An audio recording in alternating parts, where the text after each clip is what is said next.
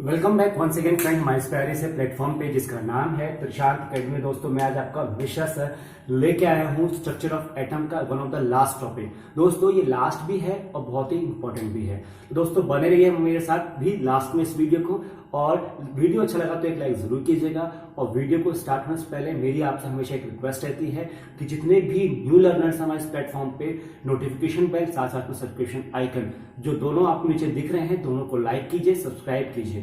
ठीक है दोस्तों, चलिए स्टार्ट करते हैं। देखिए अभी तक हमने क्या पढ़ा था, जितने भी मॉडल्स थे जे थॉमसन, रदरफोर्ड और नील बोर्स मॉडल ऑफ एटम, सारे हमने पढ़ लिया था। सबने हमने बता दिया सारे मॉडल में आपको कि कैसे कैसे इलेक्ट्रॉन और कैसे कैसे प्रोटॉन और न्यूट्रॉन या न्यूक्लियस कहाँ कहाँ कैसे कैसे डिस्ट्रीब्यूटेड होते हैं। यहां तक कि हमने लास्ट वीडियो में आपको यह भी बताया था कि इलेक्ट्रॉन्स की कॉन्फ़िगरेशंस, मतलब इलेक्ट्रॉन का कैसे अरेंज होते हैं डिफरेंट डिफरेंट ऑर्बिट में। दोस्तों आपको मैं ये बता दूं कि जो जे थॉमसन थे, जे थॉमसन थे, उन्होंने सिंपलेस्ट मॉडल बताया था। ठीक है, सिंपलेस्ट एकदम आसान सा सिंपलेस्ट मॉडल दिया था एटम का। ठीक है, सिंपलेस्ट मॉडल। ठीक, और रदरफोर्ड जो थे, रदरफोर्ड ने आपको क्या बताया था, अल्फा पार्टिकल वाला। ठीक, अल्फा पार्टिकल स्कैटरिंग एक्सपेरिमेंट बताया था। अब जो नील बोर थे उन्होंने क्या बताया था, उन्होंने बताया था शेल के बारे में। ठीक है, बेसिकली शेल या ऑर्बिट्स के बारे में उन्होंने बताया था। ठीक है, कैसे इलेक्ट्रॉन्स किसी एक शेल में किसी ऑर्बिट में स्टेबल मतलब रहते हैं और कैसे गेन और लूज करते हैं एनर्जी को, ये सारी चीजें इन्होंने बताया था। अब दोस्तों बात आती है Bohr and Bury's model of atom की। अब Bohr and Bury's model of atom ये बहुत ही ज्यादा इंपॉर्टेंट इसलिए बनता है दोस्तों, मैं आपको रीजन बताता हूं ये क्यों इंपॉर्टेंट है, इसको स्टार मार्क कर लीजिए, ये क्यों इंपॉर्टेंट है। ठीक है, तो यहां तक चीजें समझ में आई। अब दोस्तों बात आती है कि ये क्यों इंपॉर्टेंट है। देखिए इसको अगर मैं आपको अच्छी तरह एक्सप्लेन करूं तो मैं आपको ये बता दूंगा कि बोर एंड बुरी together have explained about the electronic, अब ध्यान से देखिएगा दोस्तों, यहीं से इंपॉर्टेंट स्टार्ट हो रहा है। Electronic arrangement of electron in different shell और orbit around the nucleus.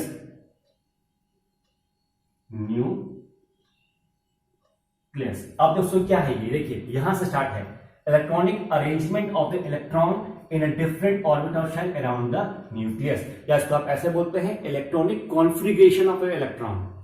Electronic configuration of electron या इलेक्ट्रॉन्स कॉन्फ़िगरेशन, सिंपल जो आपको इजी लगे वो बोलिए आप। ठीक है, तो हमेशा मतलब आपको ये ध्यान रखना है कि ऑर्बिट के बारे में किसने बताया, नील बोर ने, लेकिन उस ऑर्बिट में उस शेल में इलेक्ट्रॉन्स कितने रहेंगे, कैसे रहेंगे, क्या फॉर्मूला है, इसका पूरा किसने बताया, बोर्स ने और बोरीज ने, दोनों ने मिलकर बताया। ठीक है दोस्तों, अब दोस्तों मैं थोड़ा सा आपको पीछे ले आता हूं। जो बोर्स मॉडल ऑफ एटम था उसमें क्या बताया था कि हमारी कितनी शेल्स हैं, बेसिकली हमारे पास कितनी शेल है, ये है के, फिर एल, फिर एम और एन। अभी बेसिकली 4 बताया, उसके बाद आगे भी एक्सटेंड हो सकता है। ठीक है, according to the discovery of the new electrons atoms जो भी है एलिमेंट। दोस्तों इसने बताया कि के में इन्होंने बताया के को हम बोलते हैं फर्स्ट ऑर्बिट, सेकंड को बोलते हैं ये को एल को बोलते हैं सेकंड, इसको बोलते हैं थर्ड, और दोस्तों इसको बोलते हैं हम फोर्थ। ठीक है, ये क्या है दोस्तों, शेल है। ठीक, ये क्या है, शेल है। अब दोस्तों इन्होंने ये बताया, बोर्स ने पहले बताया था कि जो के है हमारा, के के पास मैक्सिमम 2 इलेक्ट्रॉन्स आ सकते हैं, और एल के पास दोस्तों मैक्सिमम 8 इलेक्ट्रॉन्स आ सकते हैं, और एम के पास दोस्तों मैक्सिमम 18 इलेक्ट्रॉन्स आ सकते हैं, और एन के पास दोस्तों मैक्सिमम 32 इलेक्ट्रॉन्स आ सकते हैं। ये तो बताया दोस्तों बोर्स मॉडल ऑफ एटम में, जो हमने प्रीवियस एक वीडियो में पढ़ के रखा था, है ना। और आपका कैसे था वो कि बीच में आपका न्यूक्लियस था, इसके अराउंड आपका वो टहल रहा था, इलेक्ट्रॉन्स घूम रहे थे। ठीक है, देखिए दोस्तों ये ऑर्बिट है ना, ये न्यूक्लियस है, 1 2 3 4 5 ऐसे करके कई सारी ऑर्बिट्स होती हैं, कई सारे शेल्स होते हैं। और इन्हीं शेल की बात कर रहे हैं कि जो ये फर्स्ट है इसको कहेंगे के, इसको कहेंगे एल, इसको कहेंगे एम और इसको कहेंगे एन। A11 ये पूरा न्यूक्लियस हो गया। ठीक है, ये पूरा क्या है, न्यूक्लियस आपका हो गया। चीजें समझ में आ रही है दोस्तों, अंडरस्टैंड कर पा रहे हो आप, विजुअलाइज कर पा रहे हो। ये एक न्यूक्लियस सेंटर में उसके अराउंड जितनी भी शेल्स है, कितने भी गोले आपको नजर आ रहे हैं, रिंग्स नजर आ रही हैं। फर्स्ट रिंग का नाम है के, जो सबसे पास में है, एल एम एन। यहां तक चीजें क्लियर हुई। अब दोस्तों यहां तक चीजें क्लियर हो गई हैं तो हम थोड़ा सा आगे बढ़ते हैं। ठीक है, चीजें यहां तक जब क्लियर हो चुकी हैं आप लोगों को तो हम थोड़ा सा आगे बढ़ते हैं।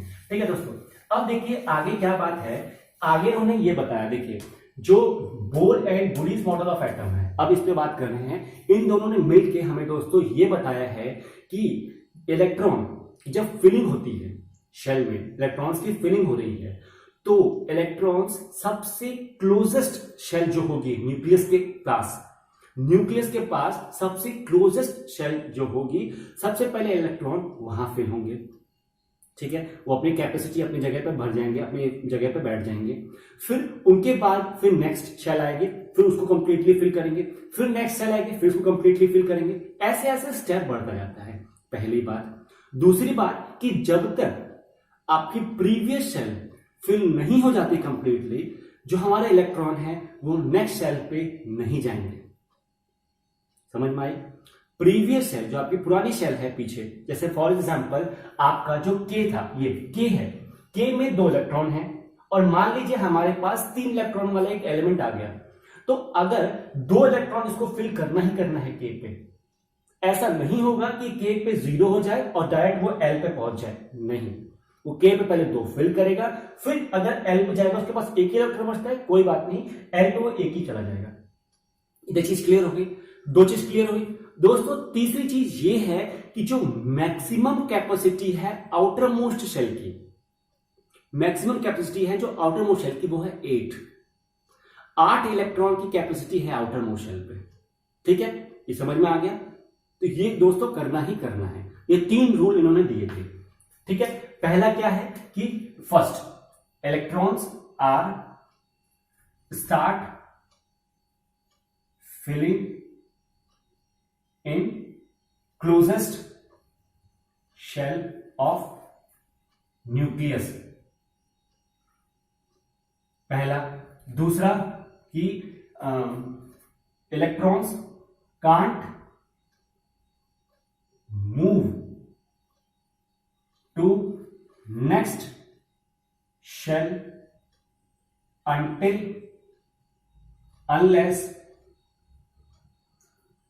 until unless electrons are filled previous shell। ठीक, तीसरा maximum capacity of shell, capacity of last shell is 8। ठीक है दोस्तों, ये 3 इंपॉर्टेंट थे। यहां तक आपको चीजें समझ में आई। अब दोस्तों नेक्स्ट इंपॉर्टेंट क्या बनता है, यहां तक आप समझ गए। अब नेक्स्ट इंपॉर्टेंट क्या होता है, मैं इसका स्नैपशॉट ले लीजिए। ठीक है, इसका स्नैपशॉट लीजिए, मैं आपको थोड़ा सा रब करता हूं। ठीक है, आपने यहां तक समझ लिया, इसको मैं रब कर रहा हूं।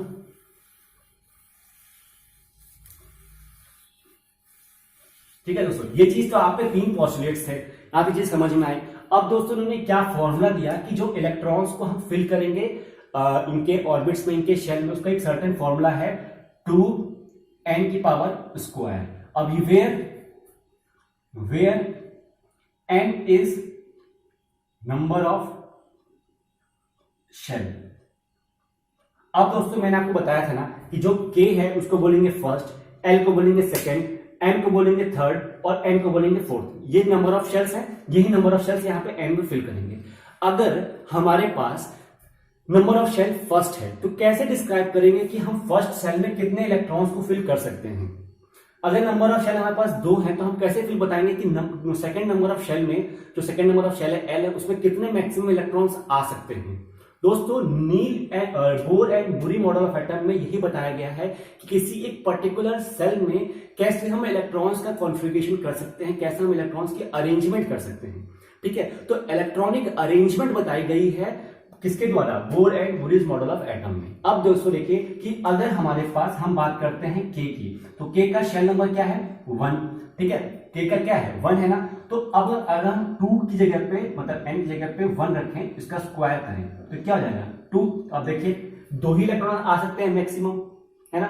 अब फॉर एग्जांपल अगर मैं कि L जो है कि 2 है, 2 नंबर ऑफ शेल है उसके पास, मतलब दूसरे नंबर पे शेल आता है नहीं, तो अगर मैं ये देखिए 2n स्क्वायर, यहाँ पे 2n स्क्वायर, ठीक है, तो यहाँ पे मैं 2 रख रहा हूं, उसको स्क्वायर कर रहा हूं, तो यहाँ पे क्या हो गया 2 इंटू 4 दैट इज 8। देखिए मैक्सिमम 8 इलेक्ट्रॉन्स आ सकते हैं, है ना। तो ये अकॉर्डिंग टू फॉर्मूला चल रहा है। ठीक है, फिर नेक्स्ट देखिए 2n स्क्वायर है, अब मैं यहाँ पे L की जगह पे m रख रहा हूं, ठीक है, m का कितना है 3 है, तो 2 और 3 का स्क्वायर कितना होगा दोस्तों 2 इंटू 9 दैट इज 18। आप देख सकते हैं थर्ड वाले पे 18 आ रहा है ना। अगर मैं फोर्थ की बात करता हूं, यहां पे लिख देता हूं फोर्थ की, तो 2n स्क्वायर है और फोर्थ में क्या हमारा n है, तो n का कितना है 4 है, तो 2 और 4 का स्क्वायर, तो दोस्तों कितना होता है 2 इंटू 16 होता है, तो 32। तो आप देख सकते हैं कि जो ये आया है k की जगह पे ये 2, L की जगह पे आया है 8, है ना, और m की जगह पे आया है 18, और यहां पे n की जगह पे आया है 32। तो आप देख सकते हैं जितने मैंने स्क्वायर किए हुए हैं वो यहां पे ऑलरेडी बता दिए गए थे। तो मैंने आपको ये भी फॉर्मूले के द्वारा ये फॉर्मूला दिया गया है कि किसी भी एक शेल में मैक्सिमम इलेक्ट्रॉन्स कितने फिल हो सकते हैं, कितने के अरेंजमेंट हम मैक्सिमम इलेक्ट्रॉन से कर सकते हैं, वो दोस्तों इस फॉर्मूले के द्वारा बताया गया है। तो ये फॉर्मूला किसने दिया है, ये फॉर्मूला दिया है Bohr and Bury's model of an atom ने। ठीक है, तो आप बता सकते हैं अगर क्वेश्चन ये आता है एग्जामिनेशन में कि ऐसे कौन सा मॉडल ऑफ एटम है जिसमें यह बताया गया है कि मैक्सिमम नंबर ऑफ इलेक्ट्रॉन्स किसी भी शेल में इसके द्वारा आ सकते हैं, इस फॉर्मूले द्वारा आ सकते हैं, तो वो आप कह सकते हैं वो है Bohr and Bury's model of an atom, पहला। दूसरा कि एक एटम में कितनी शेल्स होती हैं और उनकी अरेंजमेंट, कौन सी शेल पहले आई कौन सी बाद में, उसकी अरेंजमेंट किसने बताई थी, तो बोर्स एंड बुरी मॉडल ऑफ एटम की। और अगर ये पूछे कि के में मैक्सिमम 2 होते हैं, कितने कितने होते हैं, तो आप इजीली बता सकते हो, इजीली, और फॉर्मूला के द्वारा आप डिराइव भी कर सकते हो। अगर वो प्रैक्टिकल में आपके जो बाहर से एग्जामिनर आता है प्रैक्टिकल में आपसे पूछे कि आप ये बता दीजिए कि कौन से शेल में कितने आएंगे, फॉर्मूला हमको डिराइव करा दीजिए, तो वो भी कर सकते हैं। दोस्तों मैंने आपको इस तरीके से पढ़ाता हूँ किसी भी चीज को, टॉपिक को, ताकि आपके सामने एक इमेजिनेशन बन सके, आपके सामने एक ऑब्जर्वेशन बन सके, आप चीजों को ऑब्जर्व करके पढ़ें ताकि रटना ना पड़े, आपको क्लियर एक इमेज बन जाए। ठीक है दोस्तों, आशा करता हूं कि मेरा ये वीडियो आपको, मेरा ये क्लास समझ में आती है। और दोस्तों आए तो मुझे एक लाइक दीजिएगा जरूर, और अगर आपको कोई टॉपिक समझना हो तो उस पर भी एक वीडियो, मतलब उस टॉपिक को लिख दीजिएगा, उसके पर भी एक मैं वीडियो लेके आ जाऊंगा। ठीक है दोस्तों, तब तक के लिए टेक केयर, बाय बाय। आप इसका स्नैपशॉट लीजिए और अगर कोई डाउट होता है तो कमेंट में कीजिए, वो भी मैं क्लियर कर दूंगा। ठीक है दोस्तों, बाय बाय, टेक केयर।